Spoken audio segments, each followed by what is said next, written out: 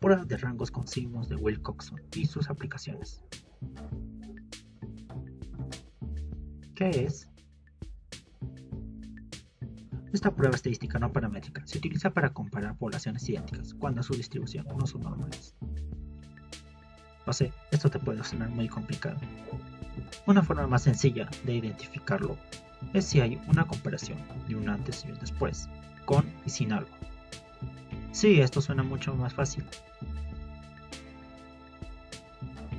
Por ejemplo, antes podemos ver a una persona pobre que sus ingresos probablemente sean de 500 soles. Después, esta persona cambia y ahora es una persona millonaria con ingresos de 10.000 soles. ¿Pero a qué se debió esto? A que antes se encontraba sin trabajo y ahora cuenta con trabajo.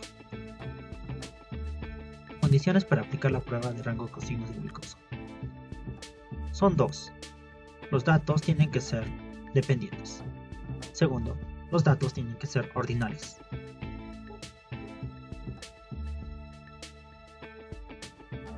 Volviendo al anterior ejemplo, la persona pobre y la persona rica, que son la misma, ¿qué es lo que comparten? Sus ingresos, que será el punto de análisis. Estos ingresos dependen de un elemento, que es el trabajo, si lo poseen o no. Y esto generará las diferencias que nosotros analizaremos, si son importantes o no. Con respecto a los datos ordinales, esto nos quiere decir que los datos se puedan ordenar de menor a mayor. Por ejemplo, 9000 es mayor que 1000. Aplicaciones o usos. Se utiliza para comparar dos poblaciones y si poseen diferencias significativas, es decir, importantes. Por ejemplo, tenemos a dos ingenieros, uno de tez clara y otro de tez oscura. Son similares, pero si vamos a un punto de análisis económico de sus ingresos, tal vez ahí sí encontremos diferencias significativas, o tal vez no, y también sean datos similares.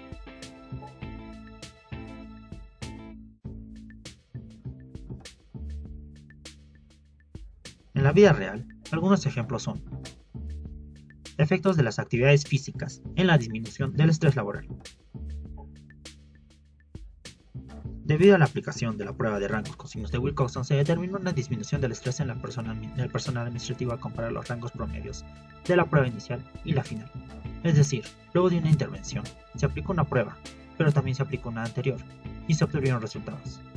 Antes, se obtuvo que los trabajadores se encontraban muy estresados, y después se pudo evidenciar una disminución de ese nivel de estrés en sus trabajadores, siendo esta una diferencia significativa. Ahora pasamos a nuestro ejemplito estrella. Quiero ver si fumar tiene efectos sobre el peso de una persona, para lo cual preguntaré a 11 personas fumadoras cuánto es su peso actualmente y cuánto era antes de fumar. Luego de aplicar mi pequeña pregunta, obtuve los siguientes resultados.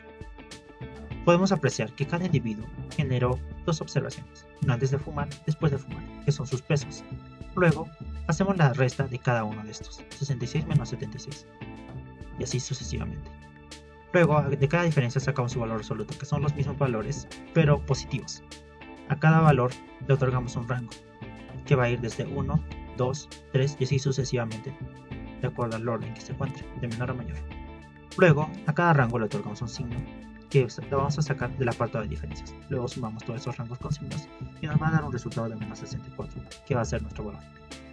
Ubicamos los demás elementos como n, que es igual a 11, que es el total de individuos, la media, que siempre va a ser 0, y aplicando nuestra fórmula, reemplazando los datos, obtenemos que nuestra desviación estándar es menos 21,49. Las fórmulas siempre serán las mismas.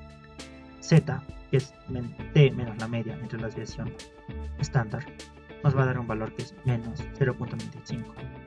Y ahora este valor lo ubicamos en nuestra tabla de distribución normal estándar.